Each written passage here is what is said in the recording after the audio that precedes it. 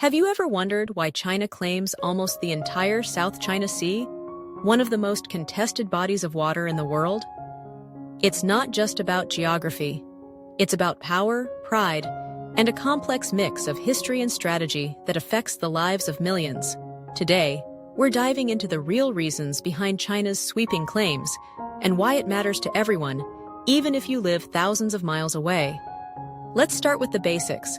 The South China Sea spans over 3.5 million square kilometers and borders several countries: Vietnam, the Philippines, Malaysia, Brunei, Indonesia, and of course, China.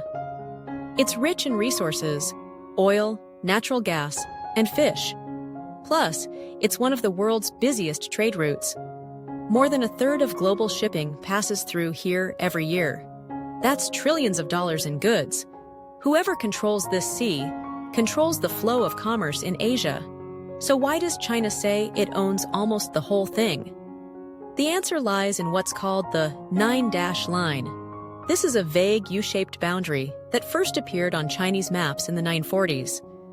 According to China, this line represents its historical rights to the region, based on ancient records of Chinese fishermen sailing and working in these waters for centuries. But here's the thing.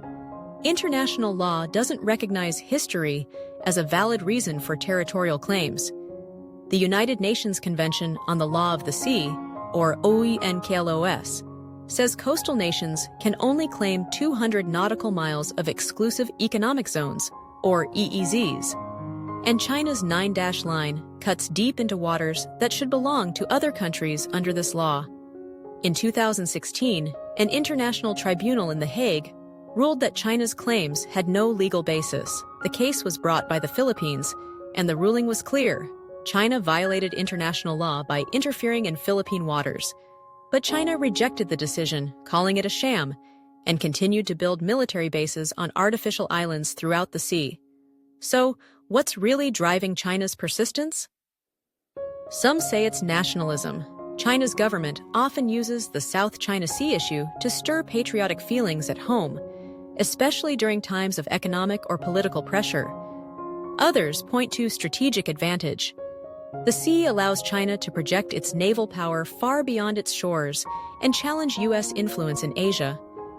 It's also about resources: oil, gas, and fish to feed a growing population. And let's not forget the Belt and Road Initiative. Controlling the South China Sea secures China's trade routes and boosts its long-term global ambitions. But this isn't just China's story. Vietnam, the Philippines, Malaysia, and others also claim parts of the sea, and the tension is rising. Fishermen are harassed, oil exploration is disrupted, and military standoffs are becoming more common. The U.S. regularly sends ships through the area to challenge China's claims, calling it freedom of navigation. This creates a volatile situation. Any miscalculation could spark a larger conflict. What's next? No one knows for sure. But one thing is clear. The South China Sea isn't just about maps or maritime borders. It's a test of international law, diplomacy, and power in the 21st century. How the world responds will shape the future of Asia, and perhaps global peace itself. If you found this breakdown eye-opening, don't forget to hit that subscribe button and turn on the notification bell. We dive deep into the world's most complex stories, so you don't just stay informed, you understand what really matters. Thanks for watching, and see you in the next one.